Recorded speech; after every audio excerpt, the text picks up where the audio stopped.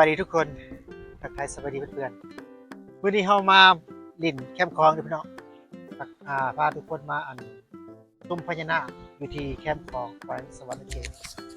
ประเทศลาวนั่นเนี่ยทุกคนนะมากับทีมงานคือกับพี่น้องทีมงานเราที่น้องทรายกับน้องบนสูบยามาได้ไหมก็วันนี้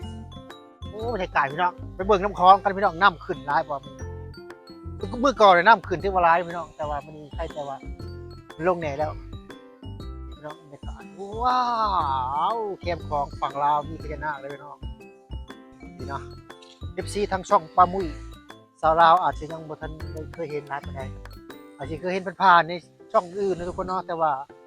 มื้อนี้มีโอกาสดีเก็บบรรยากาศมาให้ทุกคนได้เบิ่งกันพญานาคแคมป์คลองแขวงสวรรณเขตประเทศลาวจะเป็นจังใดพี่น้องโอ้งามสวยสดงดงามพี่น้องในด้านนี้จะเป็นพญานาคประจำวันเกิดพี่น้องนี่พี่น้องนี่โอ้ยประจำวันเกิดตั้งแต่วันพฤหัสวันจันทร์ไปนี่นะพี่น้องนี่วันจันทร์นะอันนี้พฤหัสพี่น้องพาทุกคนชมบรรยากาศอยู่ที่ริมฝั่งโขงแขวงสวรรณเขตประเทศลาวนะพี่น้องนะทางด้านนั้นจะเป็นองค์พระใหญ่พี่น้องพิธีเป็นที่เรียบร้อยเลยพี่น้องดิแลนด์มาร์คแห่งใหม่อยู่ที่ริมฝั่งโขงแขวงสวรรณเขตนิดหน่อยนี่เบอร์น้ำคลองกันพี่น้องน้ำคลองก็บอกว่าขึ้นเลยพี่น้องเพราะช่วงนี้ยังลงเนี่ยเลยพี่น้องช่วงหนึ่งก็ขึ้นแห้งคักเลยน้ำพี่น้องโอ้น้ำลายเลยพี่น้องของตัวนี้ก็ลงเนี่ยแล้วพี่น้องเห็นปะแล้วก่อนพี่ขึ้นมาให้พี่น้องพี่ว่าสี่พี่กระตุกพี่นี่มันยังยับลงนี่พี่น้อง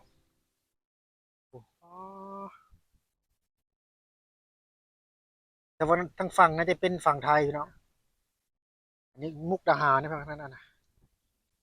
แขวงสวรรณเขตของเราจะตรงข้ามกับจังหวัดมุกดาหารประเทศไทยทุกคนพี่น้องพญานาคว้า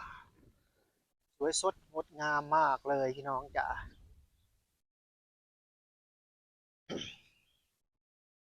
กราบไหว้ขอพรพี่น้องเขาก็สิกราบไหว้ขอพรนิดนึงอาจจะสิออกเมื่อจะหน่อยขอให้ถึงเลขทุกคนถึง6 โต้มันนี่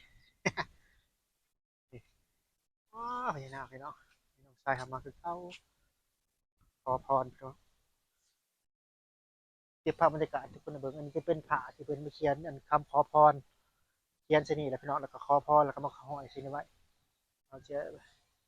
คำอธิษฐานคำขอพรต่างๆพี่น้องนี่นะ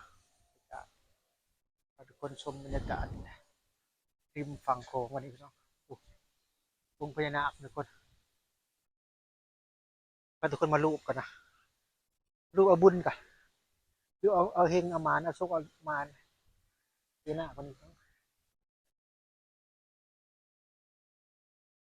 พาทุกคนชมภาพบรรยากาศแบบเรียวๆเลยวันนี้พี่น้องถ่ายเรียวๆคือเก้าสำหรับคลิปของเราในวันนี้ทุกคนมักถ่ายเรียวๆนะพี่น้องเนาะถ่ายเองบุมห้างบุมักมีมือกล้องทุกคนทำมักถ่ายเอง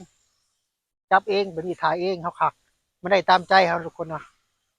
นี่พี่น้องบรรยากาศลงพญานาคทุกคนแกมของแขวงสวรรณเขตประเทศลาวเองนะว้าวพี่น้องขับกันเลยสวยงามมากพี่น้องพี่น้องท่านใดจะ ฝั่งไทยนะถ้าว่าที่ขามมาก็มาแหวกก็ไหวขอพรได้พี่น้องแลนด์มาร์คอีกแห่งหนึ่งอยู่แขวงสวรรณเขตนี่พี่น้องดิกับพญานาคตัวนี้เนาะพี่น้องโอ้คอนใหม่พี่น้องผัดวันน้ำพี่น้องพี่น้องพี่น้องแต่ก่อนเนี่ยขึ้นว่าพี่ใดนี่บอลว่าอันนี้ขี้เหงื่อเต็มกระตุกเต็มนี่ตัวนี้มันลงแน่แล้วฝนมันกับบตกลายมือเลยทุกคนก็เลยน้ำลงนะนี่ทุกคนเป็นจุดเช็คอินนี่ทุกคนวันนี้ก็ชิดนั่นแหละนะครับเนี่ยฝนแสงบ่มีนะทุกคนนะแสงมันหน่อยครับนี่นะวันนี้แสงหน่อยทุกคนมันก็เลยว่าเป็นแบบนี้แหละอาชีหนาดำนิดนึงนะทุกคนหนาดำอยู่บ่ทุกคนเดี๋ยวจะขอตัวขอไปเดี๋ยวเด้อได้ก็ได้ให้ทุกคนเบิร์นกันอีกบาทหนึ่งทุกคนนี่ว้าวบรรยากาศดีจริงๆถ่ายคลิปเรียวๆทำมันได้10 นาทีวันนี้คือเก่าคือเดิมนะพี่น้องนะ ร้านนี้จะเป็นศิลาจารึกพี่น้องนี่เพิ่นเขียนใส่ว่าแต่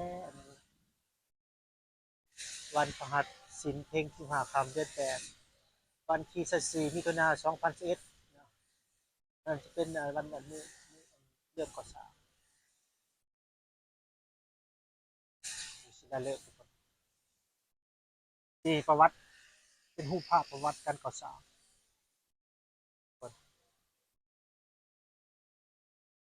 ว้าวสวยงามมากเลยนะทุกคนนะด้านนั้นอาจจะเป็นบ่อนเพิ่นบูชาเอาธูปเอาเทียนนะเอามาเพื่อขอพรอยู่ทางด้านนี้นะทุกคนนี่นะ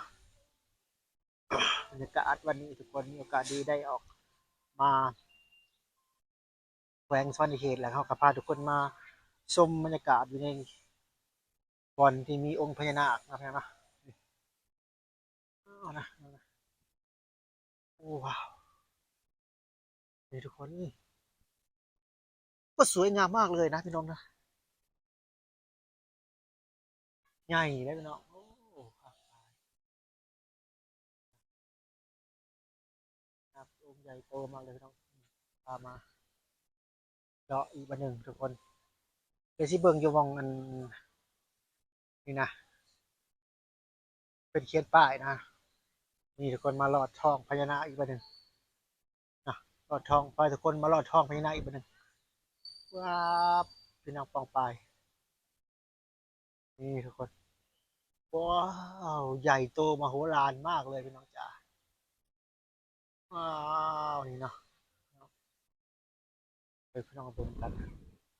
อันนี้จะเขียนว่าขอให้มีสุขภาพพลานามัยสมบูรณ์แข็งแรงอายุมันยืนทุกคนนี่นะ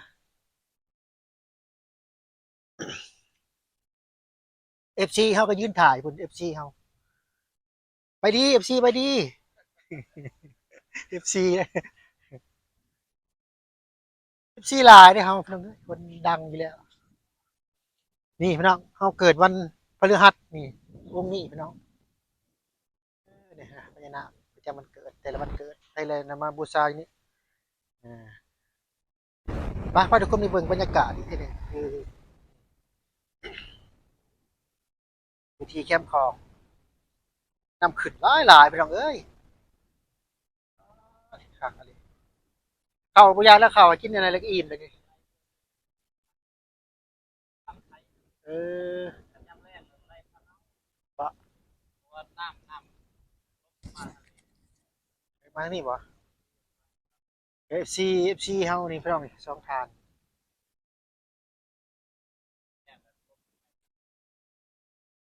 เป็นแดงและแตงนั้นพี่น้องลม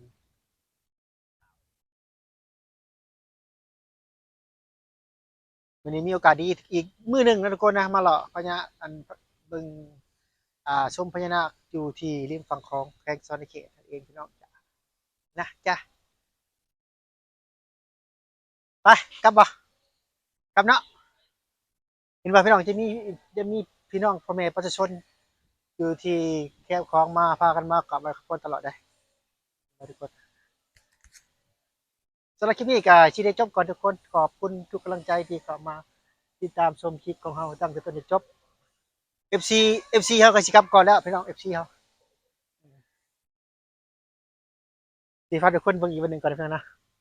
14จะไปก่อนเลยเด้ก็ต้องเบิ่งบรรยากาศอีกเล็กๆน้อยๆแล้วจังสิกล่าวคำอำลาพี่น้องพ้องปายอยู่ในคลิปนี้เนาะจะได้ก็อย่าลืมเด้อพี่น้องเด้อพี่น้องที่เข้ามาติดตามชมคลิปนี้ก็ขอให้ร่ำขอให้รวยขอให้มีเงินใช้ตลอดปีตลอดไปสุขภาพแข็งแรงนะอย่าเจ็บอย่าจนนะทุกคนนะจะได้ก็ขอให้ทุกคนที่ว่าเป็น FC ของเฮาแล้วก็ FC น้องปลามุ้ยสาวลาวน้องนุ้ยยังต่างๆนะแล้วก็น้องอ่าที่ว่ามาเข้าคลิปเฮานำเฮาแต่ละคนขอให้มีสุขภาพแข็งแรงหมดทุกคนนะพี่น้องนะทีมงานของเฮาหลายๆคนช่องนี้ก็คือว่าพี่น้องเป็นช่องที่เฮาลงคลิปอยู่ที่ช่องน้องปลามุ้ยสาวลาวบ่ได้ลงโดนมันช่องก็สิบ่มีการเคลื่อนไหวอยากลงให้เพิ่นแหน่น้องสาวก็ได้จะได้ก็ช่วยเป็นกำลังใจให้เฮานี่เด้อทุกคนเด้อสายลมถิ่นเซโนอย่าดราม่าเด้อนะขอให้ร่ำให้รวยทุกคนดีอ่าคอมเมนต์คลิปนี้หรือว่ามี ส่วนห่วงในคลิปนี้กดไลค์กดแชร์ให้ร่ำให้รวยทุกคนนะทุกคนนะสำหรับคลิปนี้ที่จบกันพี่น้องพบกันใหม่นะพี่น้องนะคลิปหน้านะพี่น้องนะบายบายสบายดีแวบ